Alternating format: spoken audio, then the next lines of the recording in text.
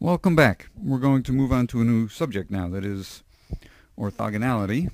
Here are some synonyms: orthogonal, or perpendicular, or right angles. And we'll say that the notation is V is perpendicular to W is written like this.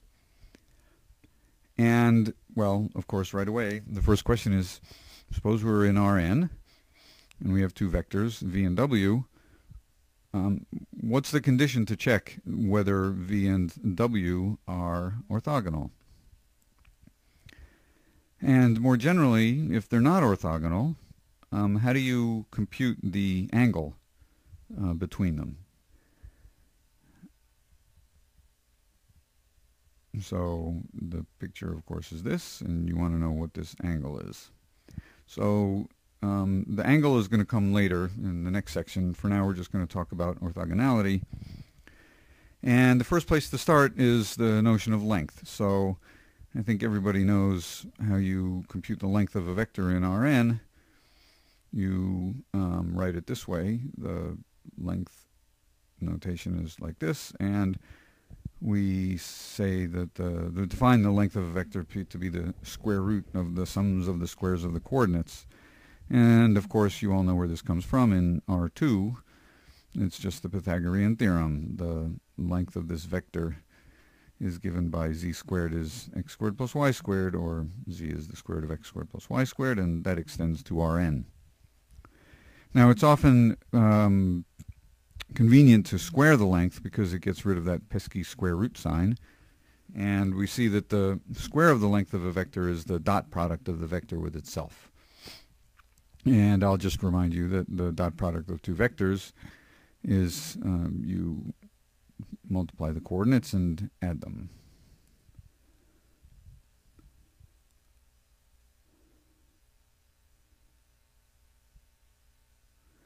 And so that is to say, if you take the dot product of a vector with itself, you get the sum of the squares. And as to follow the notation in the book, I'm sometimes going to write these vectors as column vectors. And so the transpose of a column vector is a row vector. And if you take the dot product, which is to say the squared length, can also be written as V transpose times V, where this multiplication at the end is the multiplication of two matrices. This is a 1 by n matrix times an n by 1 matrix, and that gives you the number summation of the xi squareds. So that's just three different ways of writing the same thing. Okay, now we want to talk about orthogonality, and here's the crucial observation. You can tell if two vectors are orthogonal just by looking at lengths. And that is to say, it all comes from the Pythagorean theorem. So suppose you have two vectors, v and w. Well, if they're arbitrary vectors like this, you can add them. And in this picture, they're not orthogonal. On the other hand, if they are orthogonal, it looks like this. You have a right angle. And the difference is, in the right angle version, the Pythagorean theorem holds, which is to say the length of v plus w squared is the length of v squared plus the length of w squared. And that doesn't hold if it's not a right angle, not a right triangle.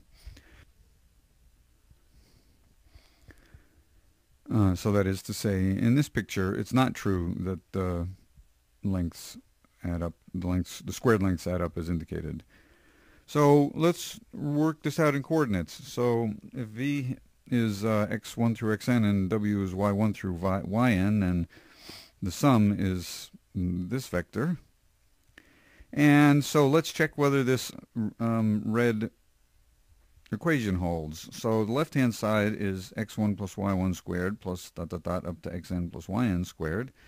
On the other hand, the right-hand side is x1 squared up to xn squared plus y1 squared up to yn squared.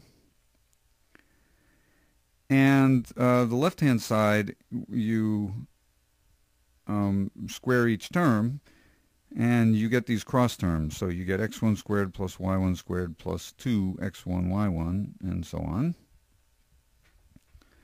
And you're asking whether that could be equal to the right-hand side.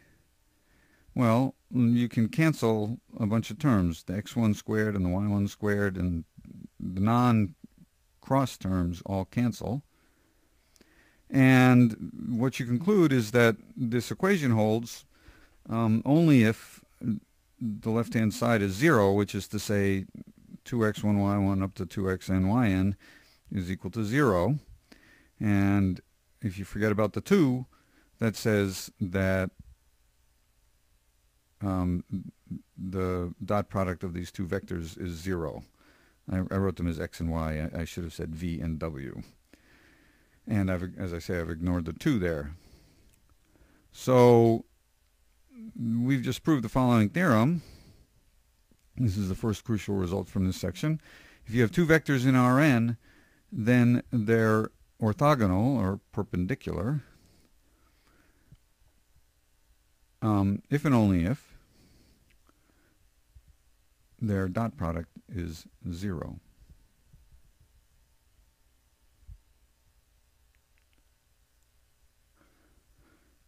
And according to what we said before, another thing to say is that this product V transpose W is equal to 0.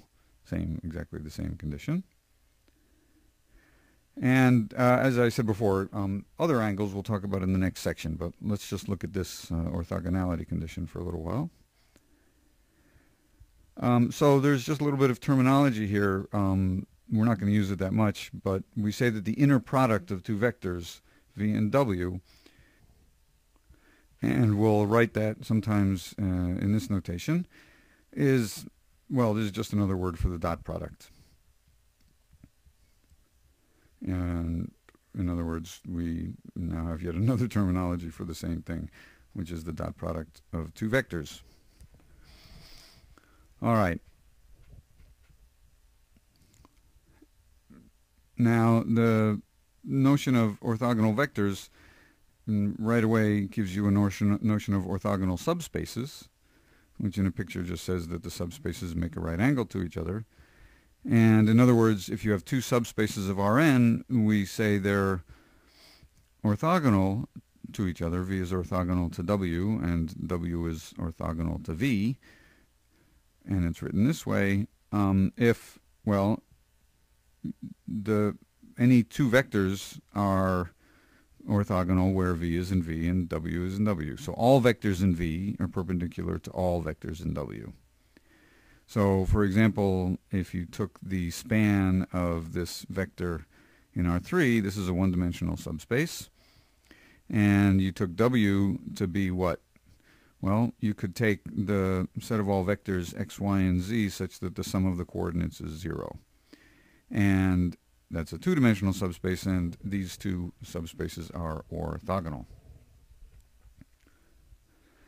Okay, a closely related notion is if you're given a subspace, we define its orthogonal complement, written V perp like this.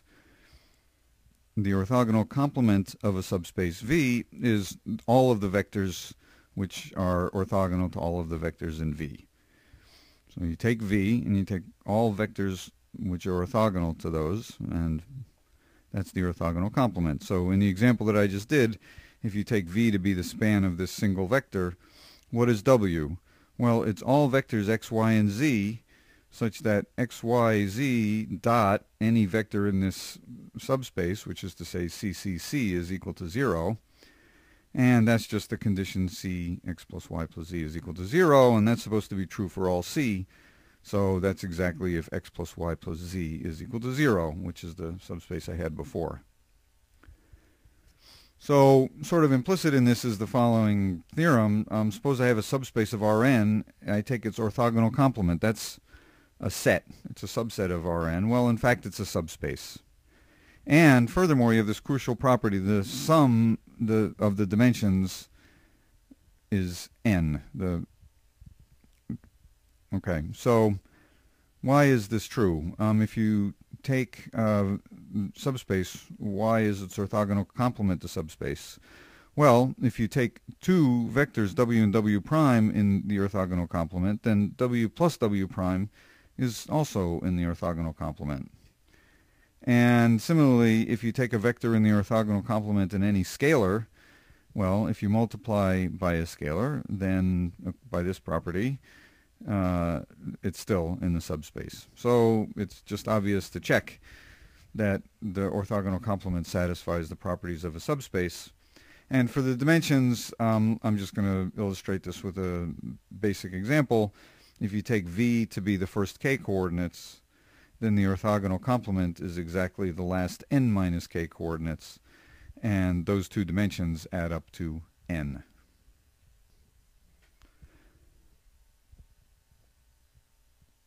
All right, so here's another example. Suppose v is all of Rn, then the orthogonal complement is the zero-dimensional subspace, just the zero vector. And similarly, the complement of the zero vector is all of Rn. Okay, now we're going to go back and look at the four fundamental subspaces associated with a matrix. So we have an m by n matrix, and that gives us a map from Rn to Rm. And remember, we had those four fundamental subspaces, the null space and the image and so on, having to do with A and A transpose. So let's look at the null space. That is the condition AV is equal to 0. And V we're viewing here as a column vector in Rn. So let's write this out. We write out the matrix A like this. And the condition is that when you multiply it on the left times xn, you get 0. Well, we've seen this a million times. That says that the first row times the vector is equal to 0. And that is to say row 1 dot v is equal to 0, and similarly row 2. So in other words, it says that all of the rows are orthogonal to this vector v. V is in the null space of this matrix if and only if it's orthogonal to every row. This is a really crucial property. It's a very simple observation, and it's really important. So let's look at this a little more. Well, let me summarize it in a theorem. So we have a matrix A, then what I've just shown is that the null space of A is exactly the orthogonal complement of the row space. Right? Because up here I said V is in the null space of A.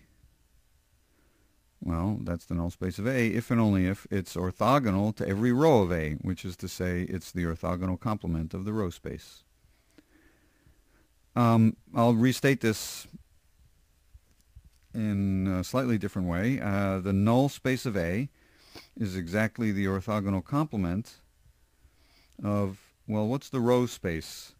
The row space is the image of A transpose. Because remember, the image of A transpose is what? The image of A transpose is the column space of A transpose. And the column space of A transpose is the row space of A. So that's what I said before. So the second statement follows easily from the first. So let's draw this big picture again about these four fundamental subspaces. We have a map from Rn to Rm, and over on the left-hand side we have these two subspaces, the null space of A and the image of A transpose. And on the right we have the image of A and the null space of A transpose. And what we saw before is that the dimensions of these subspaces add up. That is to say, the dimension of the null space of A and the image of A transpose adds up to n, and on the other side they add up to n. M, excuse me. And, well, what we've just shown is something much stronger is true. Not just do these dimensions add up, but these two subspaces are in fact each other's orthogonal complement, and by symmetry over on the other side. So, in other words, over on the left-hand side, for example, we have two subspaces whose dimensions add up to n. How can that happen? Well, there's lots of ways, but the most obvious way for that to happen is if the subspaces are each other's orthogonal complements. And that's exactly what happens here. Okay, that's a good place to stop for today.